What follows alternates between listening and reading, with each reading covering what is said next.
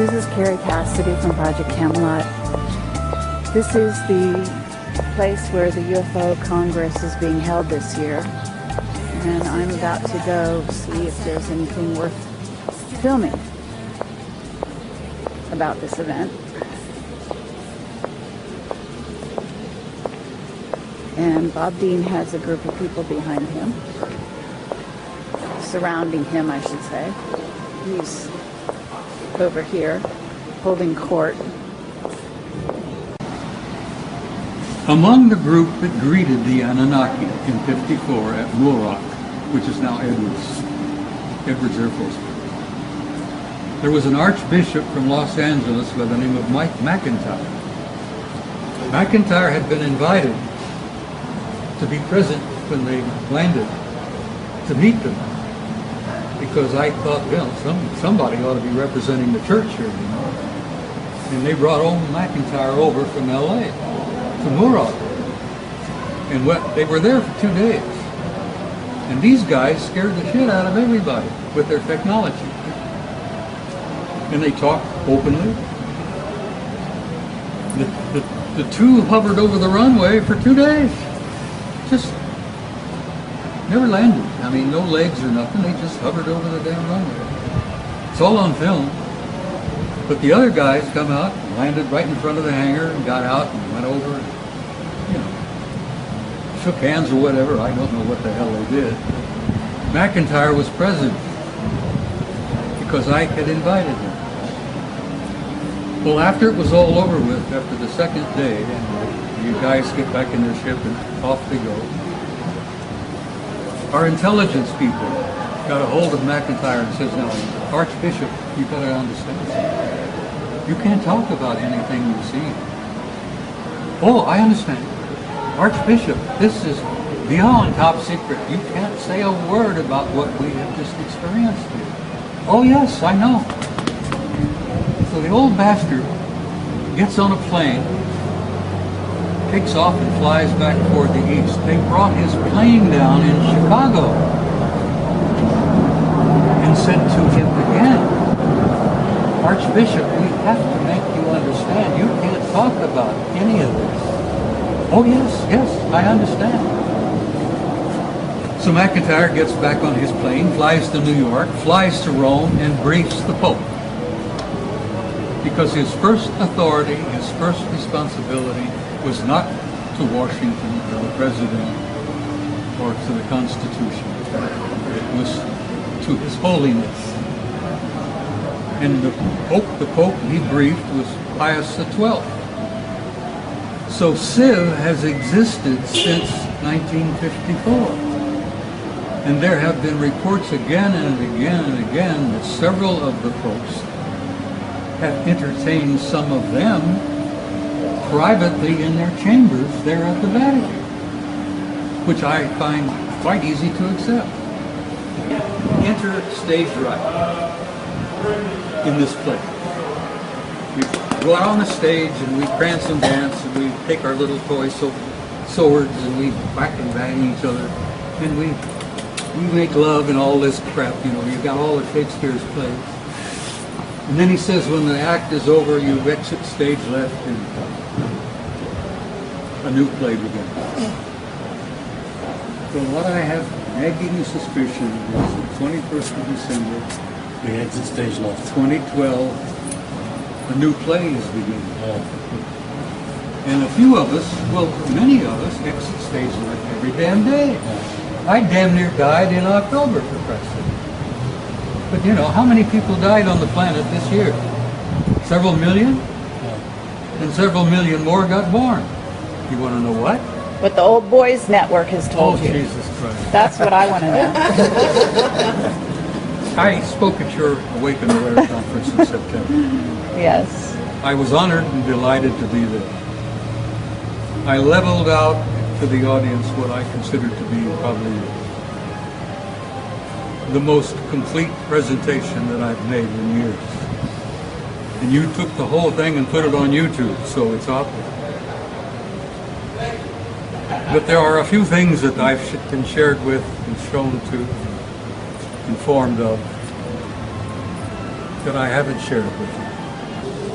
And like I say, this one guy, he was, just a soldier who was involved in one of the crash retrievals. Was it just like a detail? You got picked? Oh yeah, and I mean, Roswell was the same way. It wasn't like y'all had to have a special clearance. It's like you, we got to go now. I officially never had a clearance, so I had a secret clearance from the time I got into basic. And you were in the military. It requires every 5 years you have to renew that clearance. Yes, sir. I never had to renew it. Interesting. They needed me more than I needed them, until I started to ask in '87, what type of information do you have on me involving UFOs? DIA came back and says, we have a entry on you where you have a security clearance, secret, under AR-50, and that's nuclear shortage. And I said, oh, that's nice. And Army Security Agency are the ones that issued this to you. But it was always there. But from that secret clearance, it's only supposed to be on a one-time basis. They broke that all the time. I'd be exposed to stuff that's top secret, CSI, all of that. Well, I'm surprised they gave you a secret clearance for all that. I know top secret has so many different levels. They could always go up on it, but secret's only one. But see, that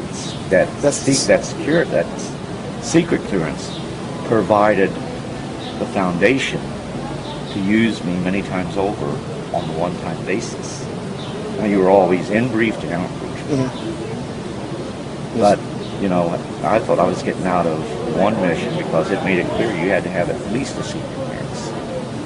So I went up and very sadly acknowledged it. I'm sorry, sir, I don't have a security clearance. And this was with the Inspector General of the U.S. Army in Germany. Incident that occurred there, and that went on for several weeks, and was involved in that. And involved the Soviet Union too. Anyhow, after I went ahead and announced that I'm sorry, I just can't do this because I don't have a security clearance, and I'd be remiss if I told you I don't have that. And I figured, okay, they're going to send me back to my unit, done deal. And all he did was say, I know you'd lay down your life for your country, so I don't have any hard work to do. But see, he knew. But I wouldn't find out until '87 about that secret clearance. And I wouldn't find out until '87 they needed that secret clearance to add on. Every time I went and tried to get a clearance, because it's crucial for promotion, they'd always go ahead. And paperwork already done for well, they would bounce it back down and tell me, don't problem, because see, if I did it, I'd find out I'd have it. And they could never pull it. When I got assigned to Nemi, they tried to pull it because I didn't need a security clearance there. So they sent me a notification that it had been pulled. I thought, the last on them, I don't have a secret clearance. They went back and told 4th ROTC region, no, this man needs it. We can't explain to you why. He keeps the clearance. So I didn't know it at the time, but we were getting ready for something big. That's how they keep it secret. They don't tell you. Oh, yeah. So when I got out, I was debriefed, but I'd already started to say, this isn't like we're hurting people. So I went through the gauntlet of being relieved of duty, getting hit up on them trying to court-martial me, having to go through a psychiatric evaluation. And the bottom line, 3 field grade officers was relieved of duty as a result of that. You being in the military, that doesn't happen. That does never happen, ever. And I got a meritorious service medal out of it. And they did. Oh, man. And I have it with me. If you're here tomorrow, I'll even show it to you. Where the commander's inquiry said the ER was wrong, talks about the relief of the officers, and they even made it part of my military personnel record because it dealt with UFOs and because I was refusing to follow orders, not to be trying to get information out. They actually pulled that because they were afraid that later on they would find out that, hey, this guy got a relief for cause because it had to do with his interest in UFOs. What is this? So they actually pulled it. They pulled it by fish, and once it goes on the fish, it's not supposed to be pulled. I got a copy of my fish where it's there. The next fish I got, it's no longer there. And I have the letter from Milperson to say that it would be made part of my permanent record. So favoritism does exist. Hey, I've had an Article 15 torn up, and that's illegal. It's a legal document, I did a lot of that for my troops. And this is her book that she... No, actually, it's Clifford's book, It's, but well, what did you do? Release it? I sponsored it. I did the interviews. Let me tell everybody the truth of it is. Bob here can better understand it better than probably anybody that's never been in the military. I have difficulty telling my story because I see it in my mind's eye and I relive it each and every time I tell it. Then I get emotional. And I don't like doing that. Days after, I still feel it. So, you know, she knew this is a book that I needed to write. So, very meticulously, she did many interviews. And she, in essence, captured my entire life, my entire involvement with this. So now there's a book out there that I would have never written. And my granddaughter, that's my heart, she thinks it should be getting out there. When we'd talk, she'd even say, "Grandfather, you're holding things back." And I'd always say, "Yeah, honey, I am." But it is a book not so much about me, but it's meant for other people that's been in the military who have been involved in situations where they can't even talk to their family. I've gotten several hundred calls as a result of that book coming out. And actually, one of the most important calls, and there were actually three, but the most important was a guy that served with me in one of the retrieves.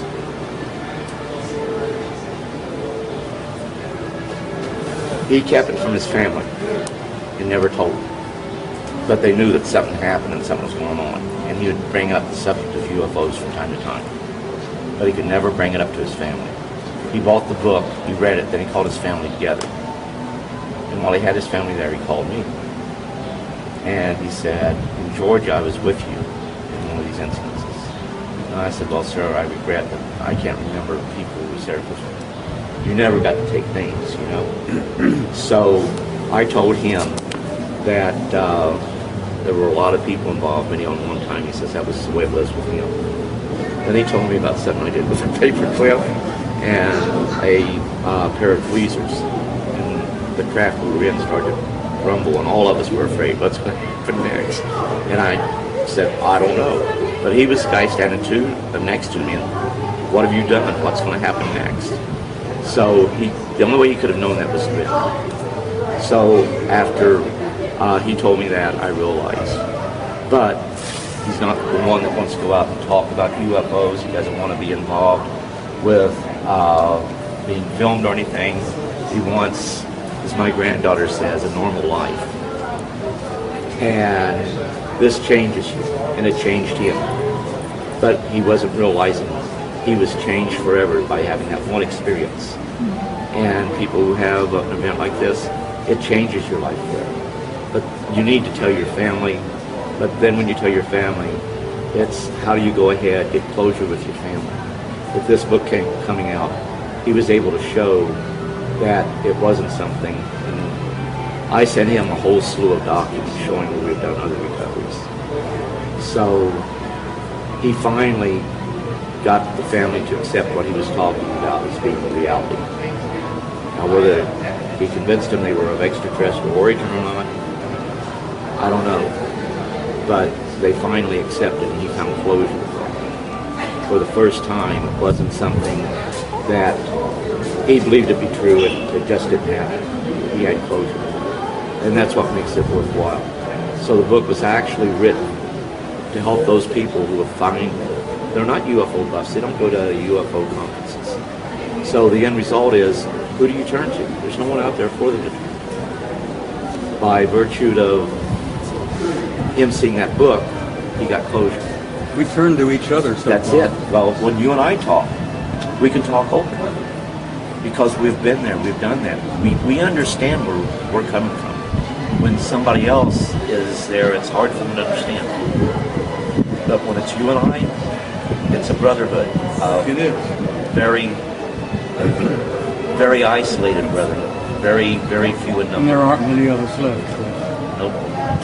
Not many of us left. I keep saying goodbye to old friends every damn day. Well, you're going to be here for a long... Oh, shut up.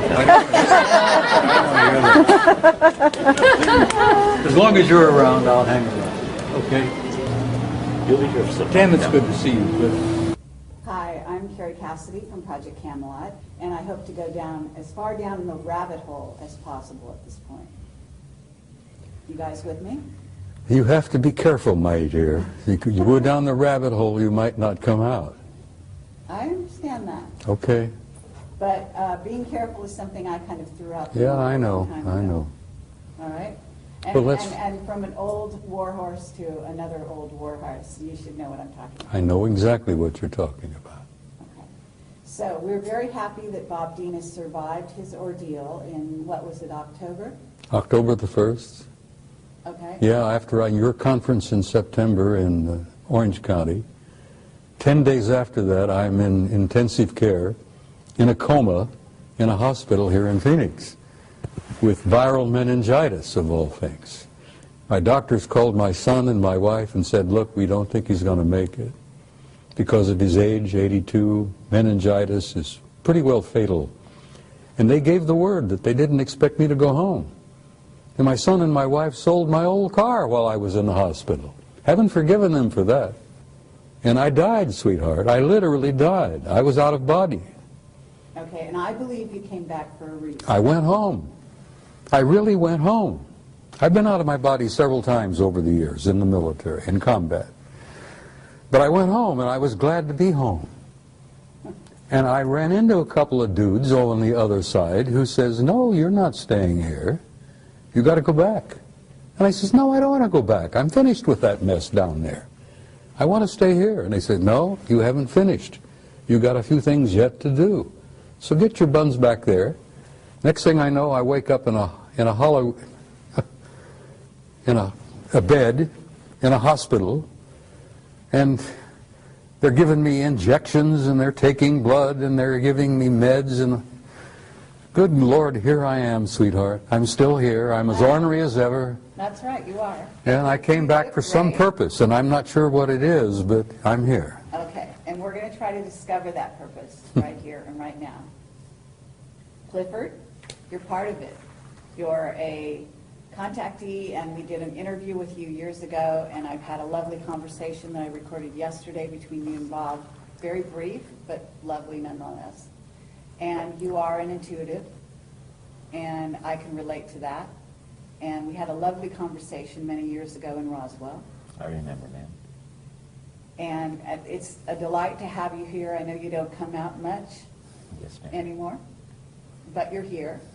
And you are as eloquent as ever, I can say. Thank you.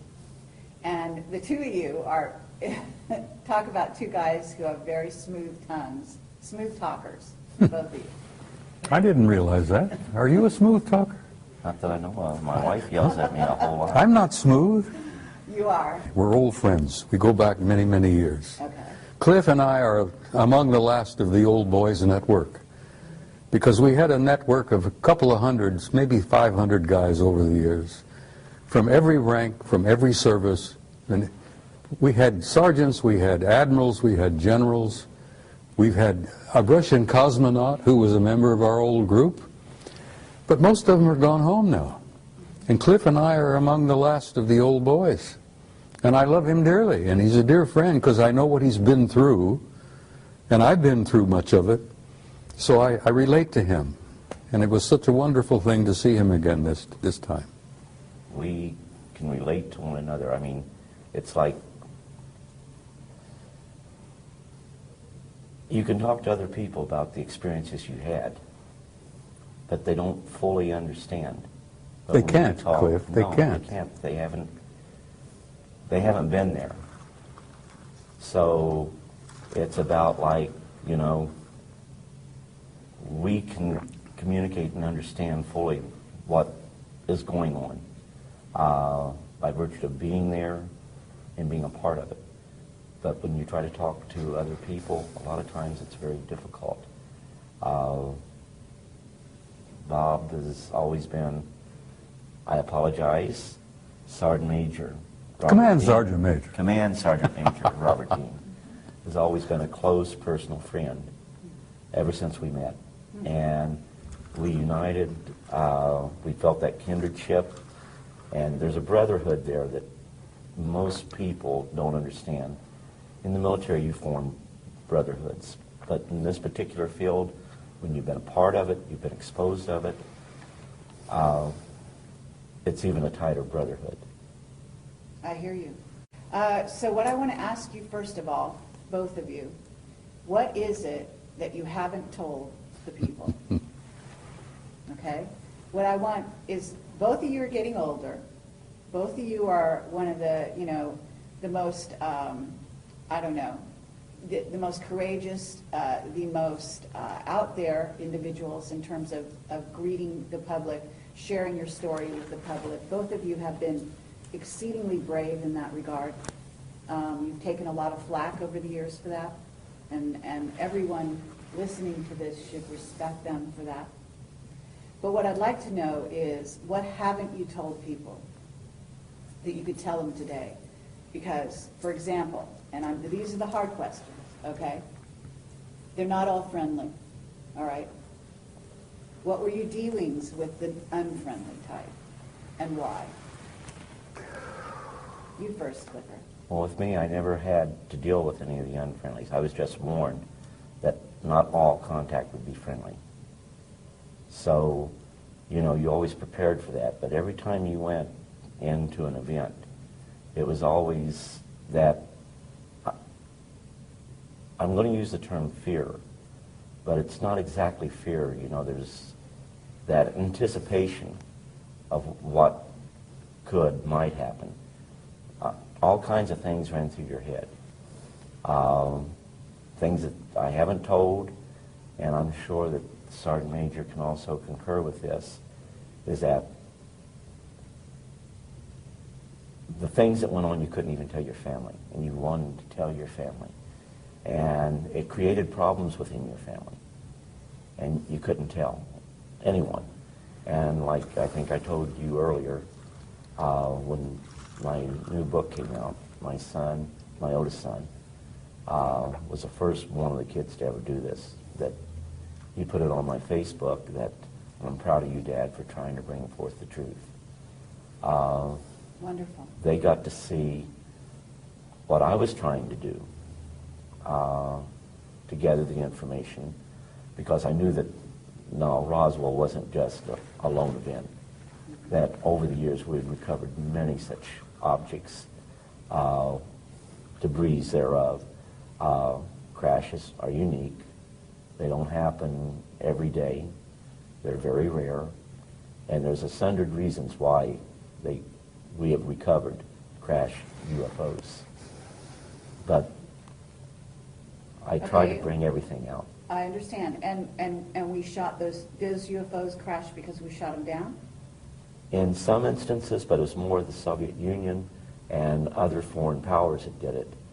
But if they were foreign powers that were friendly, we would go in and try to recover those.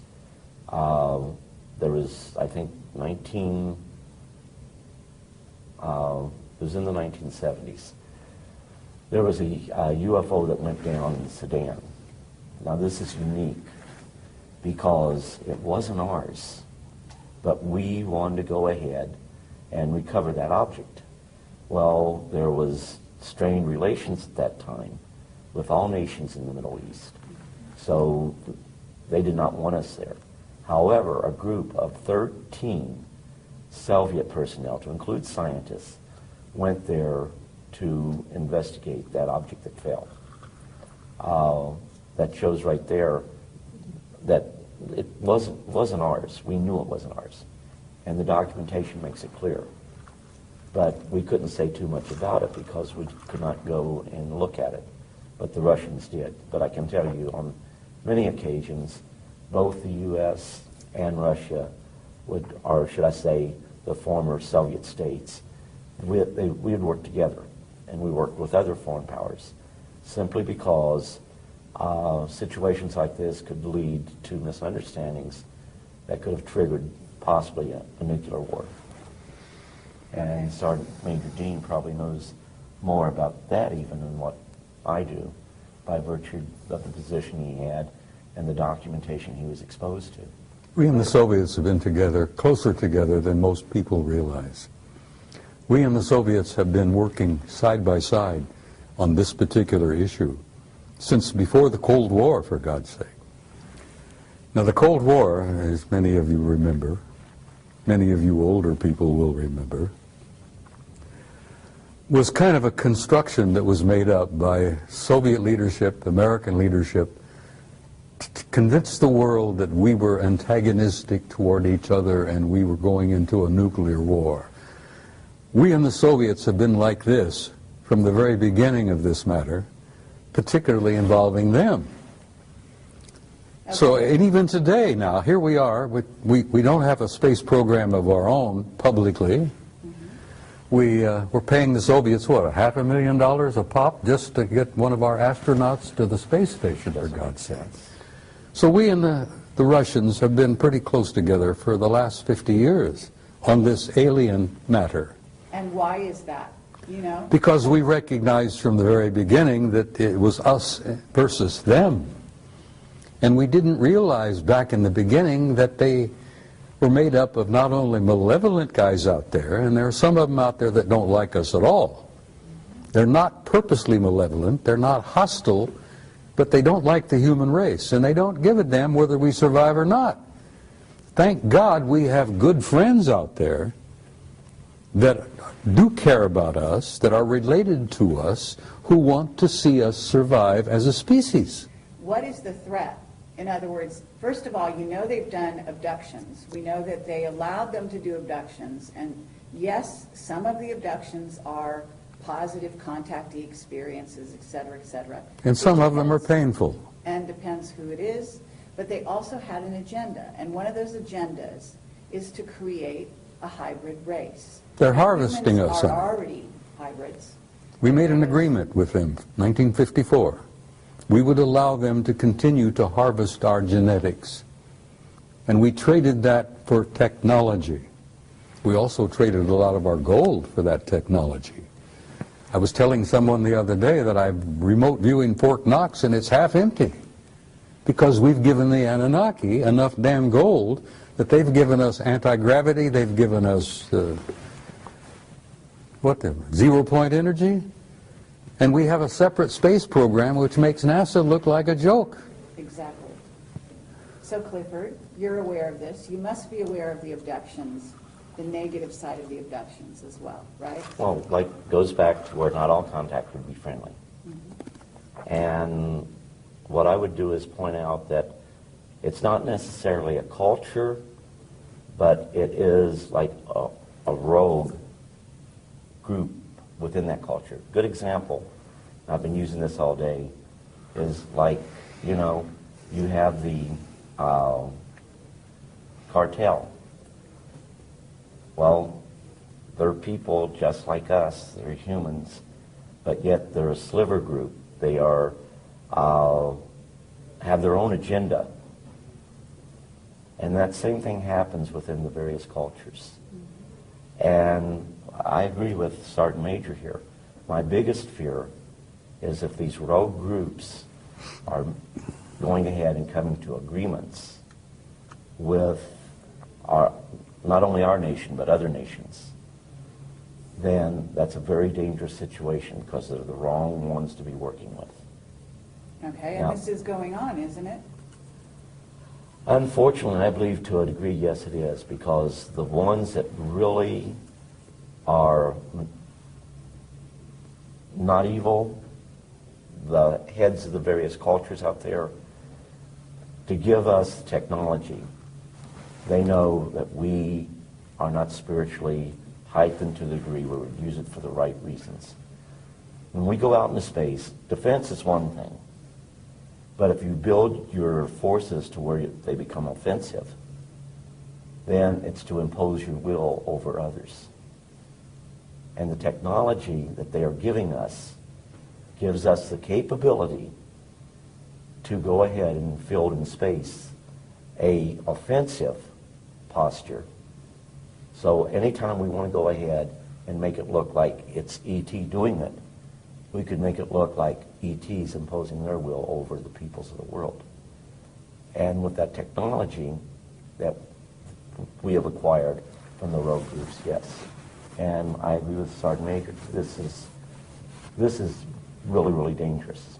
Okay, and at this moment, though, there are certain governments, with some of these governments, some of the governments that are actually growing into superpowers at this time, China, for example. My understanding is there are two rogue groups that are now dealing with China. And at least one of those groups is, quote unquote, some relatively new guys that have come on and given them some new technology. Do you know about that? That very well could be the case. When I got out, they'd cataloged 57. That doesn't mean that that's all that's out there. Edgar Mitchell believes that there may be literally hundreds of thousands of civilizations out there. Okay. And what we have right now is the fact that on this planet, which Sergeant Major made a very good point, that there are some that are hostile and look really down on us when I state that. We have rogue nations. And some of those rogue nations are very much a threat to the tranquility of the world. And if they achieve the technology we don't want them to achieve, then they could very well be the very forces, unknowingly, to start the total annihilation of the earth. There are governments out there that are also being contacted. Just as individuals are being contacted, governments are being contacted, are they not? Yes. Okay, and so this kind of dynamic is, we don't just have a political situation that could become unstable with, say, Iran or North Korea or China or Pakistan, but the idea here being that they may be making agreements with some off-world visitors that the ones we made agreements with, the U.S. that is, don't get along with. And there's also issues within the U.S. itself, within the U.S. military. The Army has got one group that they're talking to. The Air Force is talking to another group, and the Navy is talking to another group. Isn't that right? Yeah, but you only have a small nucleus of people who control all of the information. And it may not be military personnel that is doing this. And it may not be your elected officials. Sure. And that's a scary situation. Okay, and that's also true. We've got a military right now in the U.S. that's very discontent. And Bob, you can speak to this as well. You've got a son who's been working for these people. He must hear all kinds of things. And they're being told to do certain things that they know is not in the best interest necessarily of the United States, for example. Is that right? Let me tell you something. It's not easy to say that there are the good guys and there are the bad guys, and we're in the middle. That's true to a certain extent, and it's been true for the last 10,000 years, but it isn't particularly true today, because a third party has entered the game. An advanced culture, God knows who they are and what they are, but they're higher in the what they call it, the hierarchy. These guys at the top of the hierarchy are primarily spiritual in nature, and they have intervened. And they have said, listen, we've had enough of this bullshit where you've warred among yourselves, you've had these clan disagreements and blah, blah, blah, blah. This family and that culture and that group, that's going to cease. Because the human race has been in the damn middle for so long now that they've reached a critical point in their evolution and their development. And we're going to have to see that the human race survives and makes this awkward, painful transition into a new race, into a new species. And this higher element, this higher spiritual element in the hierarchy has intervened. And they have literally said, Carrie, knock off the bullshit. We're not going to have any more of this. There's not going to be any more planetary wars. We've had enough of that. We've lost too many millions of people over the years. We're going to control this carefully. We're going to give them an encouragement. We're going to give them an opportunity, and we're going to assist them to make this awkward transition into a new race. Now, the only reason I'm hopeful now, when I used to go through this, I was very depressed and very cynical, because I'd seen so damn much of the knockdown, drag-out brawls, not only among our own people, but among some of these guys. And then I found out that there is this third party now that's involved that couldn't care less about the clan disputes and the family disagreements and all that. All they care is to see that the human species makes this awkward transition into a new race and can reach out and take our rightful place in space and go to the stars where we belong, for God's sake. But that's their intention. That's what you've been told they want to do because you were taken off-world by them. Yes, I was, and they've given me encouragement. Okay. And they've showed me the future, Carrie, and the future is glorious. We are going to make it, and we're going to look back at this awkward period, this blackness that we've been through for the last century or two, and we're going to look back like students of history and say, my God, look what they went through. Look what they did to each other.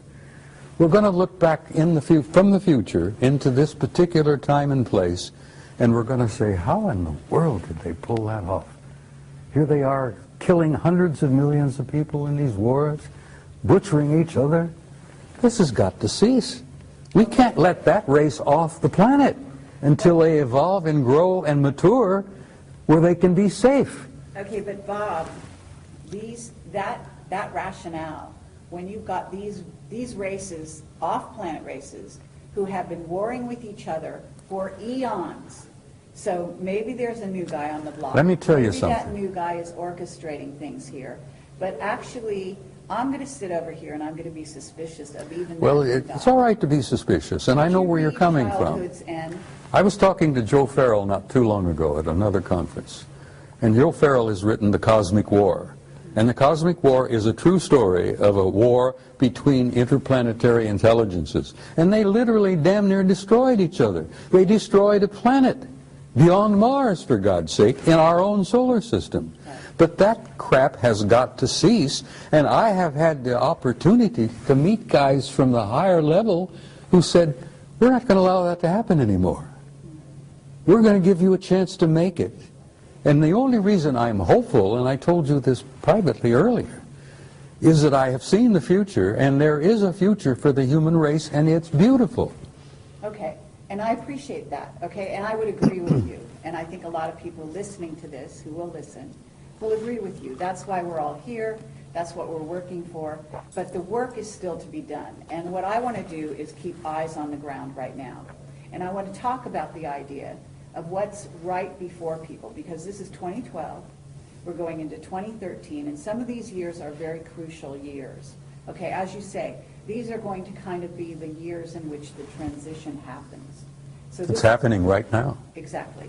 So what I want to talk about here is, first of all, yes, you have a lot of bad kids in the class, okay, and those involve the Illuminati, some of whom are basically being run by certainly groups of reptilians, certainly a group of Anunnaki that may not have our best interest in mind. They'd like to clear the planet. They've got big plans, and they've been working on those plans for a very long time. And both of you must have been face to face with that agenda. Their agendas exist because they exist, and they've had some of their own personal agendas for eons of time. But their plans for our future don't mean diddly squat, because there are these higher developed cultures out there that have now intervened, and they're going to see that the human race is going to be allowed to make it. Okay, and you've said that, and I agree. But the thing is, the idea here is not that somebody come in, organize the schoolyard for us, and then they go off on their own business, and then we're left to deal with it. The idea is that we learn to walk on our own. We organize the schoolyard ourselves. Okay, so there's a great importance for the human race to take sovereignty, to take their rightful place as members of the galactic community. And to recognize who we are. What they understand who they are, Gifts yes. that we have. Okay? The human race is precious. The human species is so unique that they told me when I was with them for 6 weeks, I was asking them question after question after question. I found that they were as interested in me as I was interested in them. And I asked them why. And they says, you human beings don't grasp who you really are. You have a unique genome that is unique in the galaxy. You're made up of the patterns and the parts and pieces and genes and whatever of at least 12 different races in the universe. And as a result of that, we think of you as unique. As a result of that, we look upon your little planet as probably one of the ripest and richest zoological gardens in this quadrant of the galaxy. That's the first time I realized the galaxy had been divided into 4 parts. I didn't even realize there was a quadrant. And they said, oh yes, you're the most unique and precious zoological garden in this quadrant of the galaxy. Absolutely. We venerate the planet, we venerate the flora and fauna on it, and we're going to see that it survives. Now, I'm getting this from the higher level. I hear you, and I appreciate that. So, Clifford, because both of you have been threatened, both of you have had children who died in most unfortunate circumstances. Isn't this true? And I don't mean to bring up something that is hurtful, but the bottom line here is that you're both whistleblowers. You both came forward. You both put your lives on the line. You've both been threatened in a myriad of ways, okay? And people out there, people need to realize that this is the case. You're not just out there pontificating, you know, talking off the top of your head. Like what the Sergeant Major was talking about, like I was told, that we are a race on this planet that is capable of such wonderful and beautiful things. Infinite possibilities. Absolutely. But yet we have the capability of doing such horrible things to one another. And I think that the Sergeant Major was saying the same as I when, you know, yeah, we have to spiritually grow. We don't spiritually grow, we're going to fall victim to our technology. They don't want that to happen. Okay.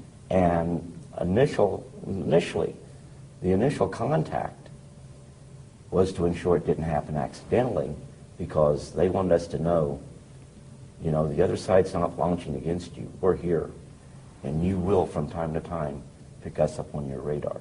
We will, from time to time, appear to be missiles coming in a threatening way. So you must make sure, before you launch your death and destruction, that you really are under attack.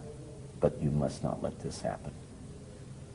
And as we grew, actually, to an understanding, MAD was something that they held over our heads, and MAD is mutual assured destruction. You go ahead and put a surprise attack on the U.S., we'll live long enough to kill you. You destroy us, we'll destroy you. Yeah.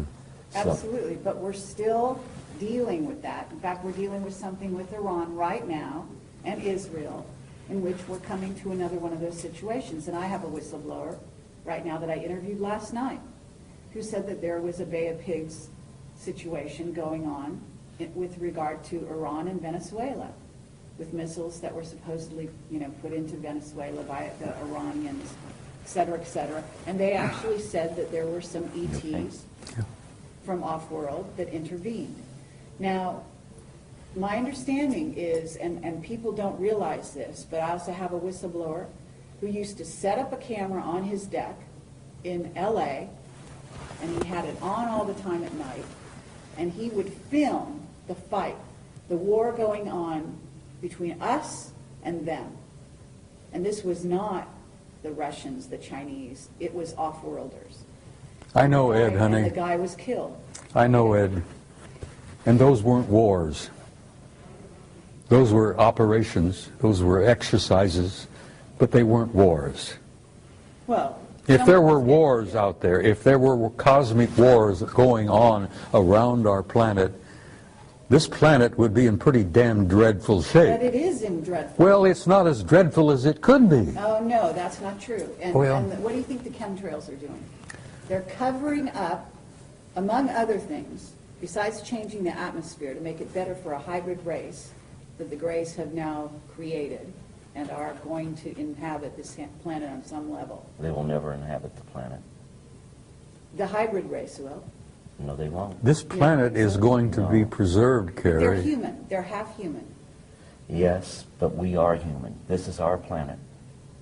And in short, what we do with it, it's up to us. We're the flora on this planet. That's it. We're the fauna on this planet. That's I it. agree. We're the caretakers. And Sorry, we're should there be a hostile force that was to invade us, we would put up a valiant defense. We couldn't win without outside help. But that outside help would come and help neutralize the threat, then leave as immediately as that outside threat, or that threat was neutralized. I know this to be the case. Yes, in early years, we would go ahead. We would go up and attempt to shoot UFOs down. July 26, 1952, an actual order was given to shoot down UFOs. They revoked it damn quickly, didn't they? By 5:30 that day. You damn right they did. The Soviet Union to this day still directs UFOs, or directs that their pilots will fire upon the UFOs. It's a big, big mistake. Absolutely. And they've lost planes as a result of that. The British did a report in 2000, December 2000, that talked about how little knowledge we had of what the British or what the Russians did as far as the UFOs that were over there. In December of 2000, the British released a report, and of course people say, well, the British went ahead and said there was nothing to UFOs. The report doesn't state that. The report even goes ahead, talks about radar sightings, about aircraft sightings, and even about possibility of some crashes of our aircraft occurring, their aircraft occurring, because of UFO sightings. They know, and they put this right in the report, that the Soviets make attempts to shoot down UFOs and have lost aircraft in the process. And I have a copy of that entire report. okay. But if we're working, you know that our government has got alliances with some of these groups. Some of them that are not positive. In other words, what's transpiring on the planet right now is not positive, in part because we have a rogue group running the U.S., which is not our government as we knew it at one time. And that's the greed of man. Okay? But it's also that they're working with a group of ETs. Yes. And therefore, it's not just human against human. Well, it's not human against ET.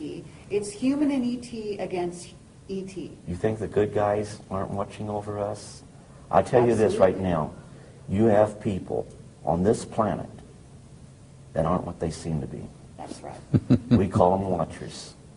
And the whole situation is, they're not going to come in and impose their will on us. It's imperative that what truly happens is the will of the people of this planet. But you may have to make sacrifices.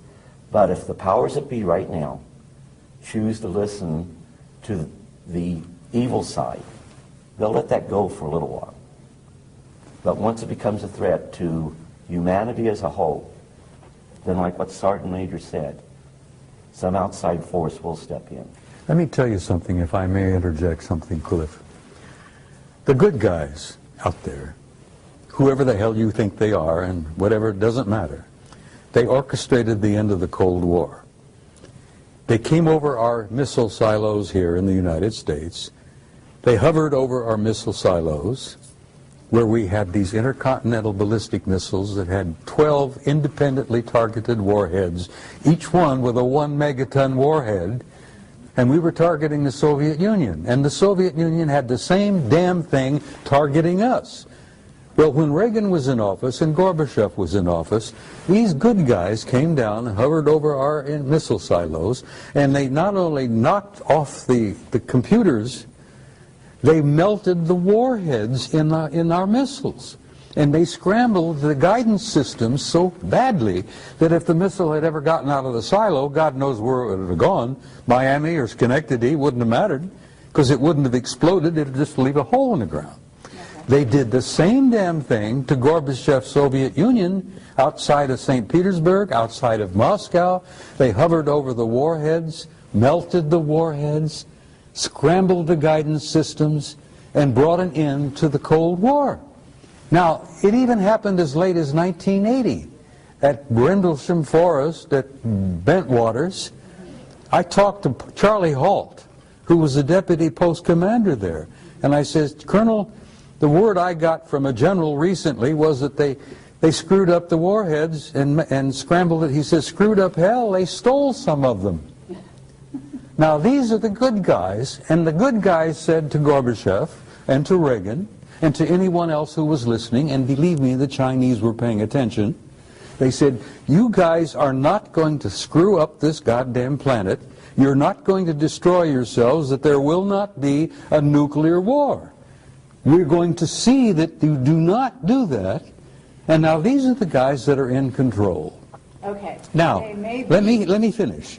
There are alien groups that are pissing and moaning and among themselves and among us and moving things around and causing trouble here and there.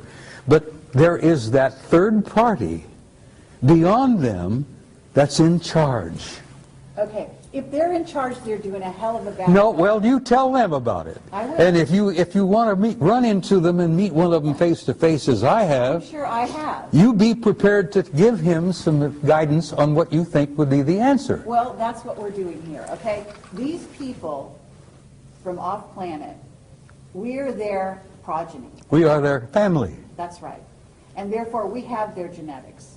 And therefore, like child is father to the man, we have every right to stand up and speak to them and tell them what is right and what is wrong with what is going on here, okay? And that means a lot of the different races. We are related to a lot of races out there, and you know it.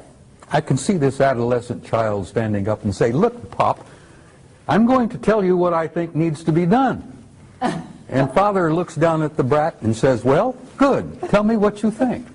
But in the meantime, I'm going to keep your ass out of trouble. I'm going to see that you don't go to jail. And I'm going to not let you blow yourselves up in the meantime. Okay, but we have, let's serious here. We are on the verge of civil war in the United States, and you know it. Both of you. Okay? Our military is extremely discontented. Our government is, well, the secret government is working very hard to funnel most of the money into their black projects. We've got, in essence, a rogue civilization that's going off-planet using technology that is wild beyond our wildest dreams. And we are here in what, 2012, and we don't even have cars that fly. We are using old technology. They're demonstrating through NASA. They're taking astronauts off the planet in an unconscionable way, in tin cans that blow up and kill them. I mean, we have a situation here that is actually not in a great state of affairs. And we are on the verge of these games they're playing with chemtrails. They're ruining humans' health across the globe, especially in the United States.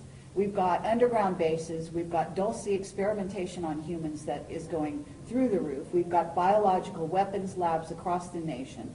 We've contaminated the planet with radiation from Fukushima, now in north of Chicago, and here in San Onofre, we've got another plant, some of which is being triggered by the powers that be. So they are playing games, and they're not just fun and games. They are very serious games. They are messing with us in a serious They can go ahead and play those games, but the situation is we, an unknowing, unsuspecting public, let it happen. In short, I'm a retired service member. I love this country dearly. If anybody threatened this country, I would lay down my life for our way of life.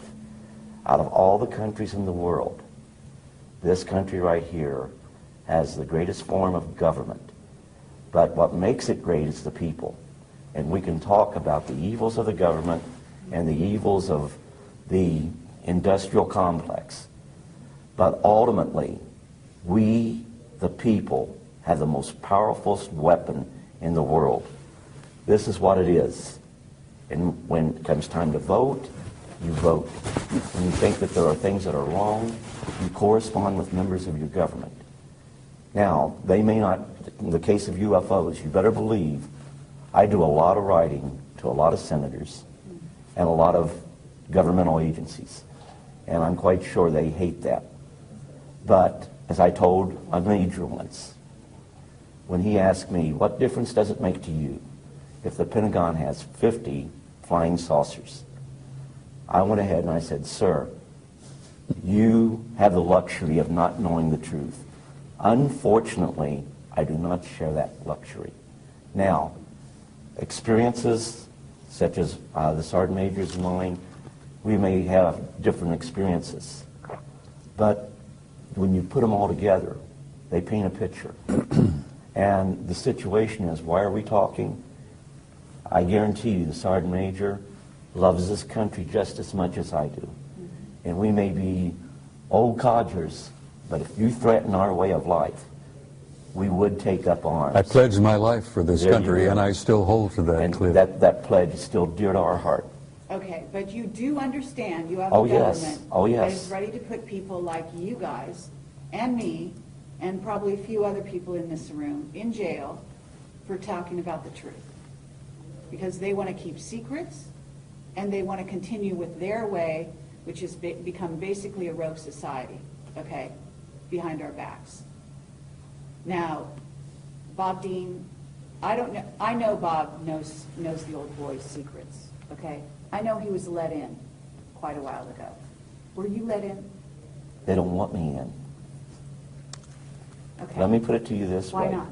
They don't want me in because the whole situation is, I don't like what's going on, and I wouldn't cooperate.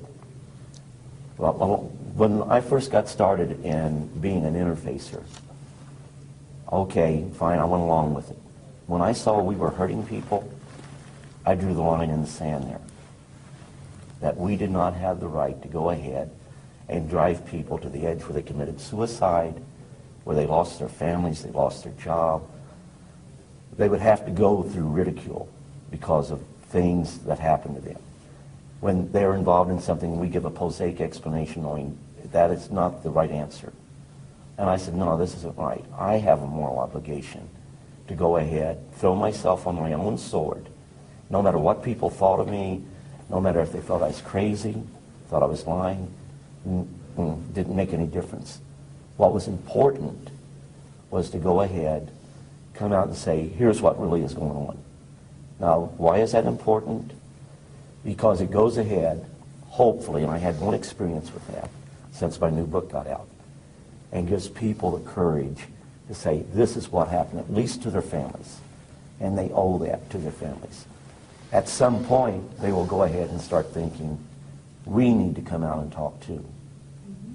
That's right. And, you know, it's got to start somewhere. Okay.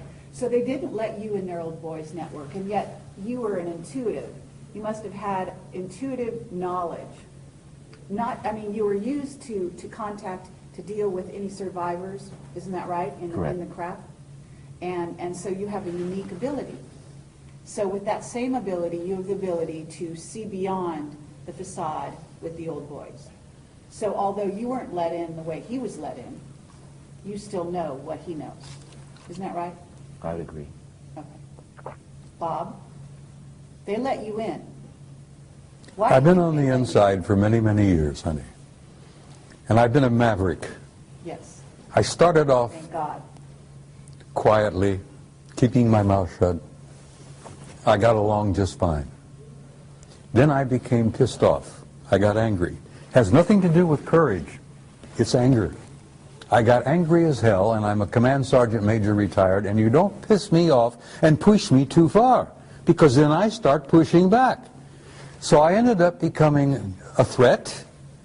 Then I became a nuisance. And I've learned since that I am now an asset. But The reason I'm alive. You played their game to some degree. Well, I played it along to a certain point, and then I reached the same point that Cliff reached. I said, I'm not going any further with this. I saw too many lives ruined. I saw careers ruined, families destroyed, people committing suicide. I saw things, honey, that would curl your hair. And I said, I've had enough of this shit. I'm going to tell the goddamn truth, whether they like it or not. And that's when they threatened my ass. They tried to take my pension away. They harassed me with black helicopters and black SUVs, phone calls at 3 in the morning. I went through the whole 9 yards until I fought back. I says, I'm carrying a gun, I'm a marksman, don't push me too far, I'm going to start shooting people. And you realize they walked away and backed away from me and left me alone?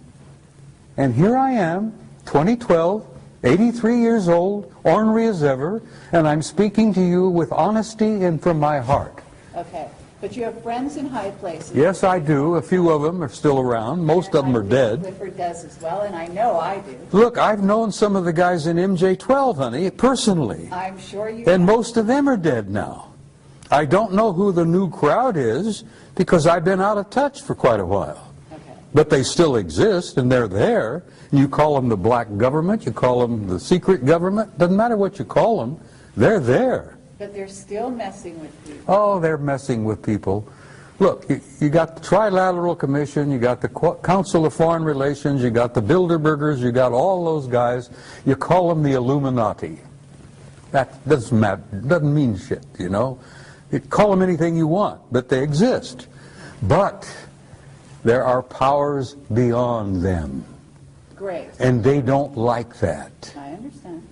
And they don't yet have come to terms with the fact that they can push the human race, the American people, whoever, just so far, and that third party is going to intervene in a big way. Okay, but what we do is equally as important as that. Of course it is. Okay? What the people out there listening to this, and the reason we're having this conversation is to reach those people, okay? To get those people to get involved, to get them to realize that there is a war afoot. I want people to wake up, Carrie. I don't speak publicly anymore. I don't travel well anymore. I'm getting old and I'm getting tired. And my patience has been stretched to its limits. And I don't have a lot of patience anymore. And like my dear friend Robert there, I get to a point where, God damn it, I'm going to stand up and raise holy hell. I'm going to be a command sergeant major again. I'm going to take names and chew ass. Okay. And I'm going to do that till the day I die. I hope so. And I damn near died in October. But I have good friends in high places, no pun intended, who brought me back and told me that I had to come back because I wasn't finished yet. And part of what I had to do when I came back is sit with you in an interview and tell you from my heart what I've seen, what I've learned, and what I leave with the people on your film is I want to leave them with hope. I understand. With all the darkness and all the blackness and all that bullshit that exists out there, there is hope. Absolutely. There is a future for your kids and your grandkids and your great-grandchildren, and this human race is going to make this transition, and we're going to survive this transcendent transformation into a new species. And we're going to the stars, Carrie, where we belong. We're going out there to take our natural place in that infinite community of life. Absolutely. And that's the only thing that makes me feel that life is worthwhile. Because I know, having seen their future, and they have shown it to me, that it is glorious. And I wouldn't be sitting here talking to you unless I believed that in the depth of my heart. And I want to leave that with your viewers. You've done so. That there is a future, and it's glorious, and there is going to be a tomorrow. And dispense with this bullshit about doomsday, because every time some poor human being on this planet dies, it's doomsday for him. But that's not the end of life. That is true, but we need to handle a situation that's going on the planet right now that requires human beings to not just We have to wake up, participate in it. We have to but they participate have in to- our They salvation. have to participate through consciousness. Yes. Okay? And they have the ability, because we are, again, their progeny. We have those powers. We can fly. We can do anything we want to do. We can create reality. We can destroy reality. Honey, the human spirit is infinite.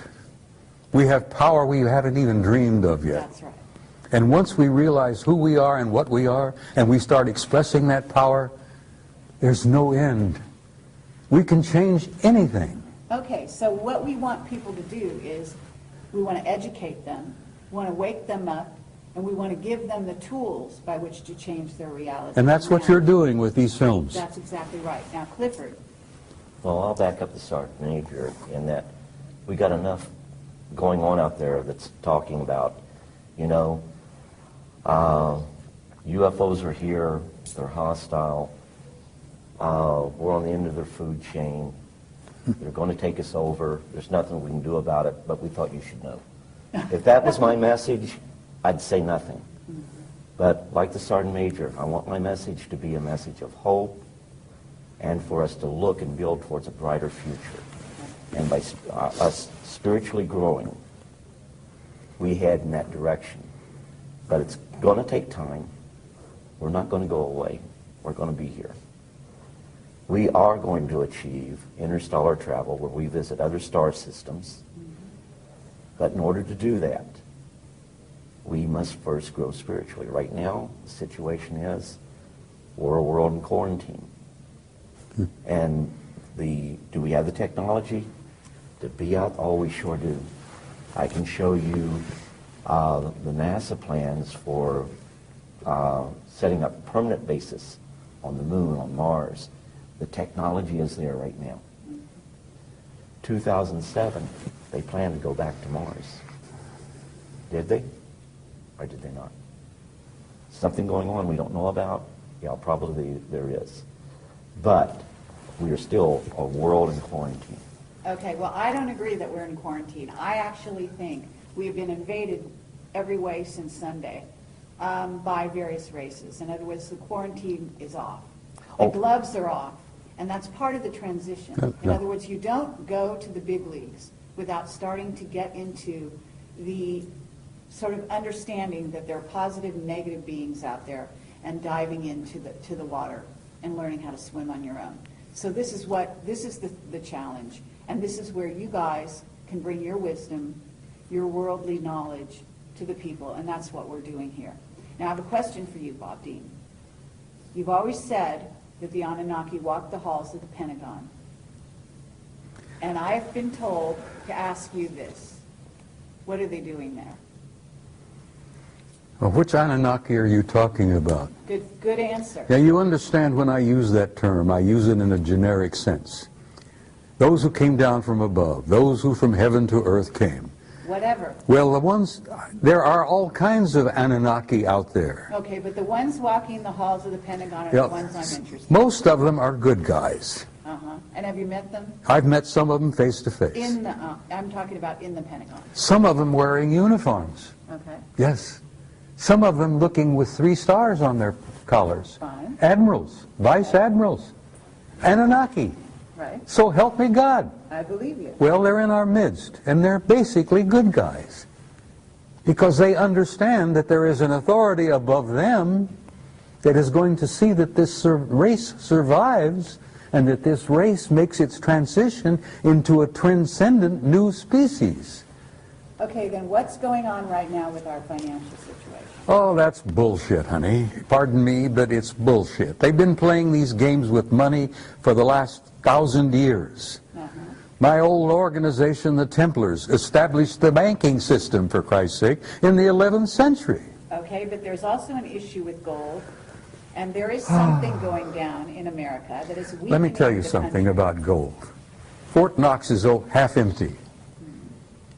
It's 3 of the big underground repositories are empty. Okay, but there's tons of gold in the Philippines, supposedly. Oh, there's gold everywhere, but we've been trading gold to the Anunnaki. And you know that the gold isn't really about money. No, it's not about money, it's about power. But it's also about consciousness. Well, gold We're can talking turn... about gold or miss. Gold is not merely a pretty metal, which makes lovely jewelry. It's nice to hold, and it's nice to play with, and all that. The value of gold is it can be turned into ormus. And the ormus, this white powdered monatomic gold, is worth more than its weight in gold, because the Anunnaki ingest it.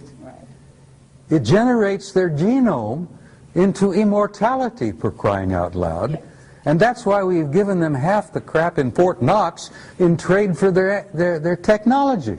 Exactly. And if the average American realized that Fort Knox, if they ever conducted an inventory and an audit and realized that they only have half of what they think they've got, that we've traded the rest of it off to the Anunnaki for technology. That's the value of gold, Carrie, and I hope that's on film. And people will listen, say, holy conniption, you mean we don't have as much as we thought we had? Well, you've never had as much as you thought you had. You've been a little player in this game, and you've been manipulated for so damn long that you don't even realize that you're not even a part of the game. You're a player. You're just a part. Okay, but we want to change that in this interview. Okay? I know you do. We want the people listening to realize that they can take things at hand, and they can become aware, and awareness alone can change your reality. If they can inform themselves, Carrie, of who they are and what they are, they're free. They are free. They don't have to worry about this garbage anymore. Right. And they will not be allowed to be manipulated anymore by these other assholes out there. Pardon my French, I'm sorry. I'm an old command sergeant major, and I sometimes lose it and use old infantry terminology. But once the average guy out there realizes who he is, he's free. And I hope that your viewers see that and remember that of all things. And like what I said, told you before, let no one live in your mind rent-free. Make sure of your facts. The biggest problem I have documents. And everyone tells me they don't mean anything. Well, you know what? The Constitution is a document. And if you don't read it and understand your rights under the Constitution, then we lose those rights. There is no right more sacred than that right that is lost.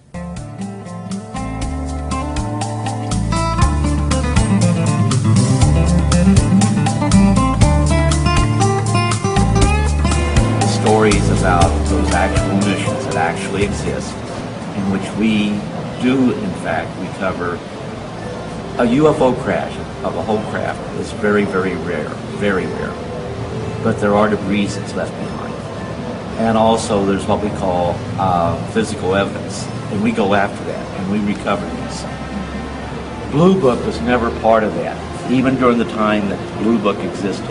I've recently uncovered records, which I'm going to be putting on the internet, where anyone can download them, that clearly shows the Air Force, initially the Air Force Continental Intelligence Command, the Air Force's Office of Special Investigation, the Air Force's CIC, along with the Army CIC, was very actively involved in those programs. So when they say they've released everything that they have on UFOs, no, they haven't. We still have those documents that were part of the Air Force Continental Security Command that have yet to be released. Not all of the FBI, not all of the CIC documents have been released. Not all of the OSI documents have been released. They'll never be released. No. Clifford. And when you look at the documents that we have recovered that clearly show this to be the case, when you see these documents, you realize one thing. They are field intelligence data. They're not the finalized intelligence product. That is yet to be released. Then we can go into the 80s and the 90s. The recovery of objects of unknown origins under moon dust and blue flight. All we have is the raw intelligence evidence or data. We do not have the finalized intelligence product. And the finalized intelligence product is what's important because it puts to bed once and for all what it really was that we recovered. The British government, December of 2000, released a secret report. In volume 2 of that report, they talk about the physical evidence that's been gathered. They didn't lie, they just didn't know. The British government's recovered physical evidence. Every developed country on the face of the earth has recovered physical evidence. But for reasons unknown to me, they want to keep it quiet. Some are more open than others. But the British government criticized, in volume 2 of that report, the United States Air Force, as to why the Air Force hasn't released the documentation explaining the metallic objects that they've recovered, the metallic substances that they've recovered, and putting to bed once and for all the extraterrestrial hypothesis. They can't do that because they would not put to bed once and for all the extraterrestrial hypothesis. Many of those finalized intelligence products makes it clear that, in fact, what we'd recovered were objects that did not originate on the face of this planet, and that we, the governments of the world, many of the governments of the world, out of necessity, have had open contact with our visitors for many years. One of the biggest secrets, Cliff, and you know this, is that so much of the hardware that we recovered was not just UFOs. Some of the ships we recovered were time ships. Well, absolutely. Because when you travel in space, you travel in time. And most of the hardware that we've got, and that really blew our minds when we realized that those things were designed to travel in time. And as I said to some of the people here this afternoon, I'm still trying to come to terms with that. I need to send you some CDs. That they can manipulate time as well as manipulate matter. And I'm an old-fashioned old fart, and I'm still having problems wrapping my brains around that. But Bob, you know why that is? The technology is so far advanced Oh, that we Cliff, see it as it's a magic. million years ahead of us. And then some. NASA will tell you in their advanced, I don't know how many of you people are aware of it, but in 1995, NASA said we're never going to get to other solar systems by using conventional rockets. So they asked for scientists to think out of the box. And many of the scientists started to think about exotic propulsion systems, antimatter drive, teleportation, traversable wormholes. And I assure you, I have the documentation. If any of you are in Roswell, my door's not closed to anybody. You can come over there and I'll even be happy to make, on a CD, copies of those reports that they have. And now all of that, to some people, is commonplace. Mm-hmm. And if you have, we've known for a long time, if you have an interstellar conveyance, which is a spacecraft capable of flying from the Earth to another solar system in a reasonable amount of time, you actually have a time machine. Case in point. I won't go into detail how I know this, but you have a planet that is 100 light years from planet Earth. They decide to visit planet Earth. It'd take light 100 light years, or 100 light years to reach us from that The speed star. of light takes 100 years. So the whole situation is they can do it in real time in an hour and 40 minutes. That's traversing what we call space-time. So when they get here, they're seeing the light from their planet 100 light years prior. But you can also travel in and out of different space-time continuums, for lack of a better term. And you can actually view things that have happened in the past. And a lot of times, you may even experience this. Like, you can't shake the feeling you're by yourself, yet there's someone else there. There's someone watching you. That could very well be a person that's from the future observing you in the present. So the time travel, the one thing there's a natural barrier. It's going to keep us from getting that stuff. So we develop a time machine before they do. You mess up the entire space-time continuum if that was to happen. So God in his infinite wisdom ensured that would not happen.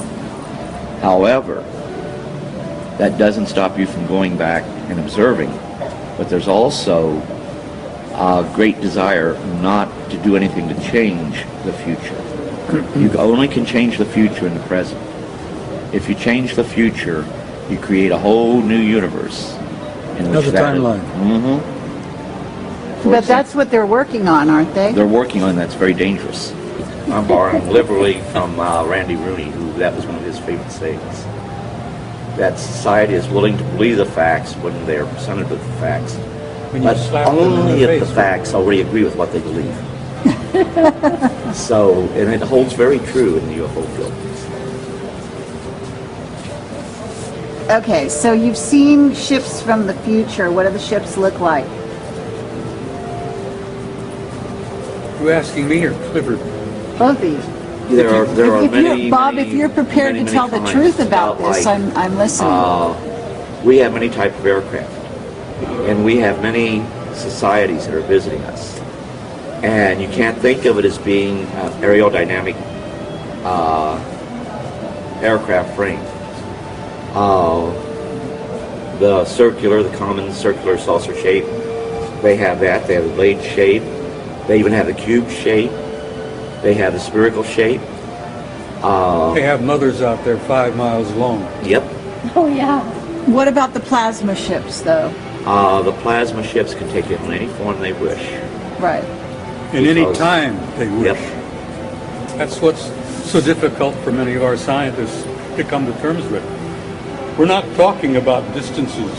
We're talking about time. And when these guys come here, they're coming into their past to visit us. Because some of them are a million years ahead of us. But you want to be careful about that, because can you imagine going back in your past and, oh no, my grandparents or my ancestors did this. How do I cover this up? Yeah, I come from a family of racists. And that's not easy for me to come to terms with. My old man, my father was a racist. But I had to pay $500 to have the Catholic Church look up my lineage. I had to pay them $1,500 to keep quiet about it. Kidding. Well, You checked to the Vatican, did you? absolutely. Oh, Jesus. I guess they'll figure it balanced about next week. You'd have 2 teams that show up. You'd have 18 meetings. First ones there, if there were any injured entities, you had to give them first aid. Our first aid could actually kill them. So it was imperative that we knew which species we were dealing with and what was the appropriate first aid. So that became crucial. Now, I wasn't even supposed to see that book. But a lot of the people that made up the team that would show up all the time, the medical staff, the key people, I refused to go to school. And later on I found out that would have been, actually in the Army, we called it gondola wish. That was the Army Security Agency remote viewing program. But at the same time, the intent of doing remote viewing, they hoped to go ahead and get a remote viewer down to at least core level where they could be utilized in the field maybe further.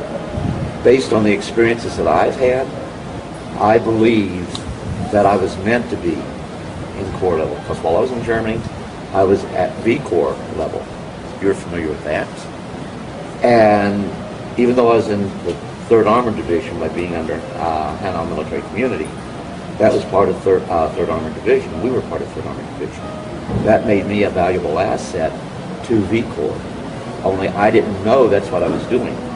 When this book came out, I actually got a call from a guy who was involved with the United Kingdom program, who told me, you should look at some of those files on Stargate. And I said, I would, only the CIA says that they have already turned them over to the National Archives. The National Archives wants a couple of thousand before they'll even start a search for those records. So there is a site called remoteview.com that has some of the CIA documents dealing with remote viewing there. But is stuff redacted out of it? Those black lines, they're always... There's some, you're always going to have that. Some of that is really necessary to protect legitimate national security concerns. Such as? Really, let's get down to it. What is a national security concern with regard to ET? Okay, for example, well, not with ET. Only about 5% of that needs to be. We were always told not all contact is going to be of a friendly nature. Now, I never had anything happen that was really, really bad. Actually, this eye right here, for their interaction, I still have this eye. And you'll read about that in the book. But I almost lost that eye in Vietnam. And the reason the eye was damaged was there was this bug they had in Vietnam that sprayed into my eye and cut the corona of the eye. Cornea of the eye. So go ahead and figure out what insect can do that. But that was the reason I had it bandaged up for well over a week. But Clifford, you were talking earlier about why the damn lid has been clamped down and why it's still being held down. well, the reason is they dug themselves into a hole. How do you tell the world that there is life out there? Not only is it out there, but it's been visiting us for many, many, many, many, many years, going into the millennia. Now, how do you go and tell an unsuspecting worldwide public that this is the case? And when you do this, there will be repercussions. Actually, during the time of Stargate, they did an exercise in remote viewing going back to the time of Christ. They saw the crucifixion. You need to go and take a look at that remote viewing training exercise they did. But Yes, use it and do it with great care, because when you Oh, but remember, I still believe in God, and I still believe Christ is the Son of God. But you also have to remember that everything in the universe is interrelated. we're all part of a vast family. Absolutely.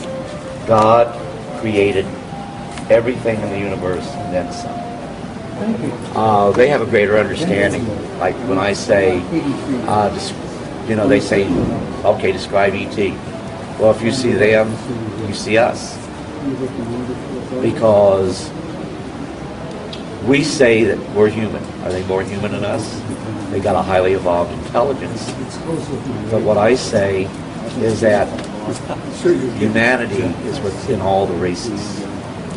And the spirituality is just in all the races. I would say it the reverse. All the races are in humanity. And that is You may the have big more secret. correct. Oh, absolutely.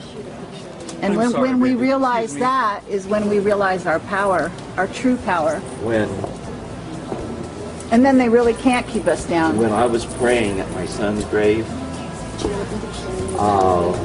one of the ETs that was there knelt with me. We prayed this as we prayed. I've been told by them face to face that they venerate the same God we